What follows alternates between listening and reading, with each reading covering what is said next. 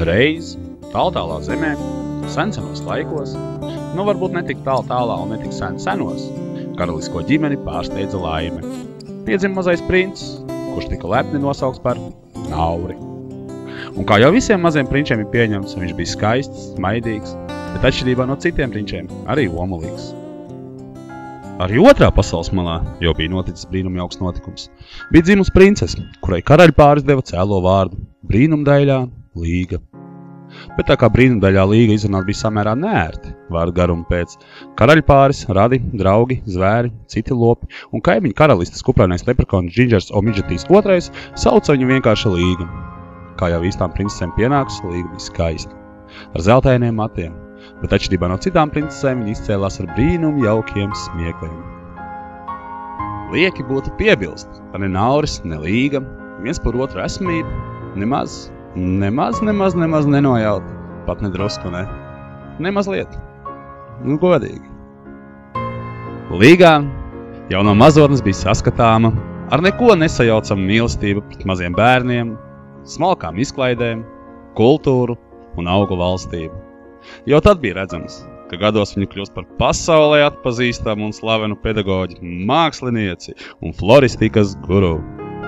Pirmā talanta izpausme notika jau pavisam agrā bērnībā, kad kādā ļoti respektablā karalistes saviesīgā pasākumā Līgai tika uzticēta ne tikai galda greznošana, bet arī citu galma jaunkunģu galvas dekoru izveide. Nauris tikmēr augā ātri, ne dienām, bet stundām. Iespējams pat ne stundām, bet minūtēm, lai gan brīžiem šķita, ka aug viņš pat sekundēm.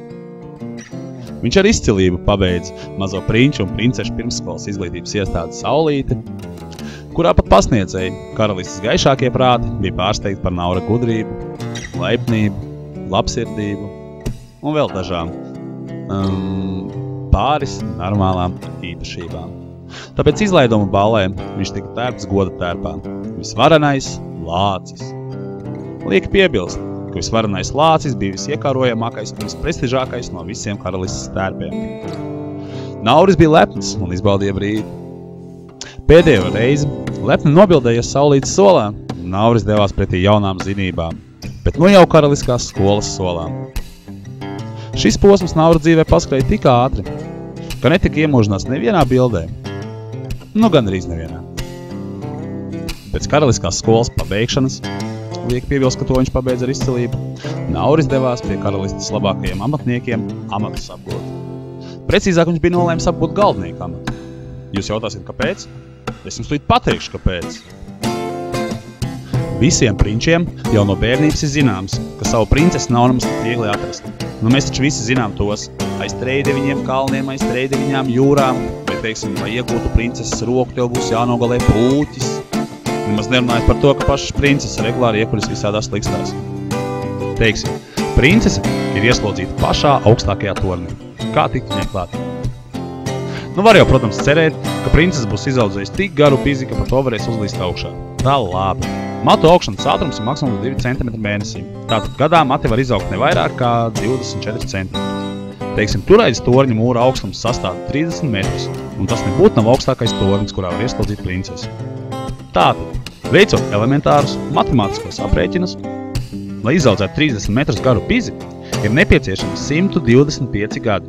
Un tagad paskatiet man lūdzu, kurš sapņo par 125 gadus vecu princesi? Nauris jau taču nē. Tāpēc Naurim paliek 2 varianti.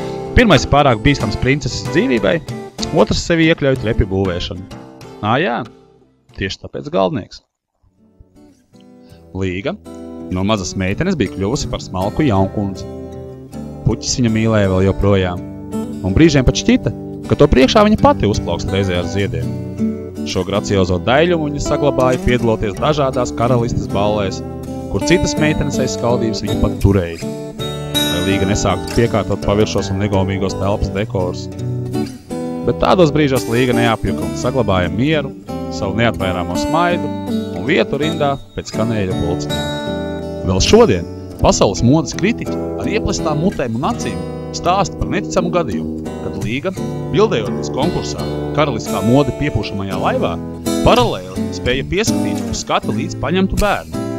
Amizantākais tai visā esot apstāklis, ka viņi nevienam nesat paskaidrojis, kas tas ir pa bērnu un kāpēc viņš vispār ir paņemts līdzi. Lieki piebilst, ka neskatoties papildus sarežģījumiem, šo konkursu līga uzvarēja pārliecinoši, izcīnot galveno balvu. Izjāde ar 3 muskatieru staltāko zirgu. Mācoties par galdnieku, Nauris radīja daudz dažādus šedevrus, kā piemēram šis burvju skapis, kurā viņa sapņu princese varēja sakrāmēt visas savas štātes, bet tas tāpat nekad nekļūs pilns. Skapis sanāca abnormāli liels. Nauris pat nevarēja atrast izeju no tā vairāk kā nedēļu, kuras laikā nometa 2 kilogramus svara, āmuru, kaltu un cirkuli. Līga, dīvaina demona dzīta, gozējās saulē jūras krastā. Vējš patīkami cilāja matu cirklis, un sapņaini vērās tālē zila. Viņa vērās kā zeltainajās priežu galotnēs, pilnīgi noteikti cerēdama, ka braucot no jūras puses, princis viņu savās rokās skaus no muguras. Tik ļoti viņai patīk negaidīti pārsteigumi.